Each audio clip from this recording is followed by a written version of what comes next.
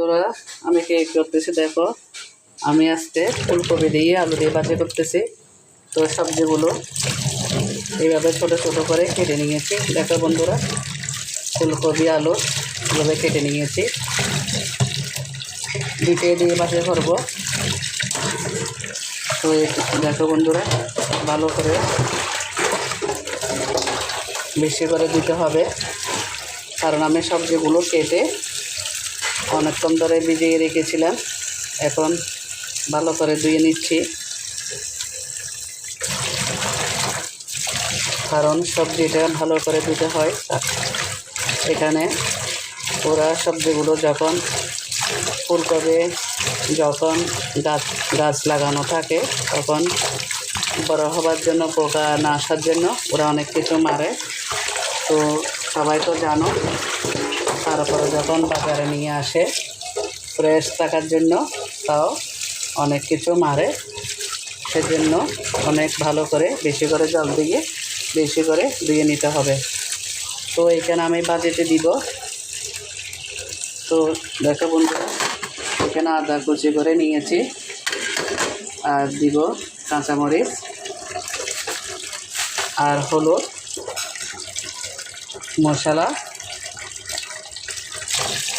লবণ। তো সাথে থাকো, আমার ধোয়াটা শেষ হয়েছে, এখন বসা দিব। সাথে থাকো, এভাবে ভালো করে আমি আরও অনেকবার ধুয়ে নিয়েছি, তারপরে তোমাদের সাথে শেয়ার করলাম। তো এখন দেখো বন্ধুরা, আমার কড়াইটা গরম হয়ে গেছে। তো আমি এর মধ্যে দিয়ে দিচ্ছি আদা দিয়ে দিলাম। এখানে ভাত হয়ে গেছে, ভাতটা হয়ে গেছে। এখন ভাজিটা করতেছি, সাথে থাকো। আদাটা যখন লাল হয়ে যাবে, তখন আমি এর মধ্যে দিয়ে দিচ্ছি লবণ। লবণটা দিয়ে দিলাম। সবজিটা নিরামিষ রান্না করবো, সেজন্য পেঁয়াজ দিলাম না। এখন দিয়ে দিচ্ছি কেটে রেখেছিলাম ফুলকপি আর আলু। সাথে থাকো, দিয়ে দিয়েছি সবজিগুলো দিয়ে দিচ্ছি। সাথে থাকো, সবাই রান্না করতে জানো, তো আমি কীভাবে রান্না করতেছি সেটা তোমাদের সাথে শেয়ার করতেছি। সাথে থাকো, আমি চামচটাকে দিয়ে নিচ্ছি।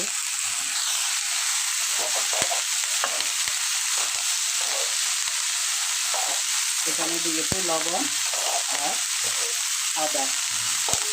এখন আস্তে আস্তে সব কিছু দিয়ে দিব। সাথে থাকো,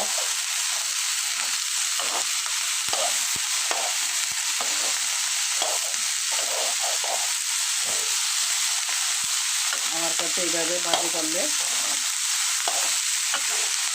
বেশি তেল দিই নাই। তোমরা তো জানো আমি তেল জিনিসটা কমে দিই, তেল বেশি খাওয়া ভালো না, সেজন্য আমি তেলটা কমে দিই।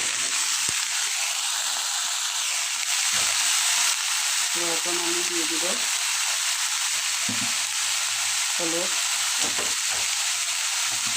তো আমি আসলে ভিডিওটা যেভাবে করি রিয়েল ওইভাবে ছেড়ে দিই, কোনো এডিট টেডিট কিছু করি না। তোমরা সবাই জানো আমার অত সময় নেই, এডিট করতে অনেক সময় লাগে। আমি অরিজিনালভাবে যে রান্নাটা করি ওইভাবে দিয়ে দিই, কোনো এডিট টেডিট করে কালার টালার এইসব কিছু আমি দিই না। আমার সবগুলো ভিডিও দেখবে আমি ওইভাবে করি, এডিট করি খুবই কম করি, কারণ আমার কাছে অত সময় নেই।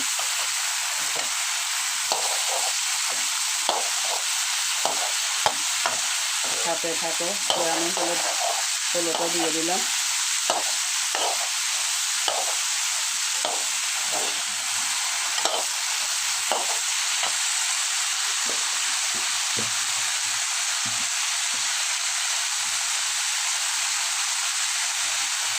এখন দিয়ে দিচ্ছি, লাস্টে দিব ধনিয়া পাতা। এখন দিয়ে দিচ্ছি মশলা, দিয়ে দিচ্ছি মশলা বাটা, ধনিয়ার গুঁড়ো,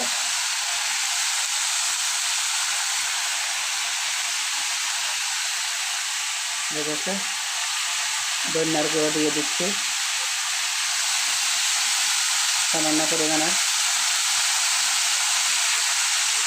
আদা, লবণ, হলুদ, মশলা দিয়ে দিলাম।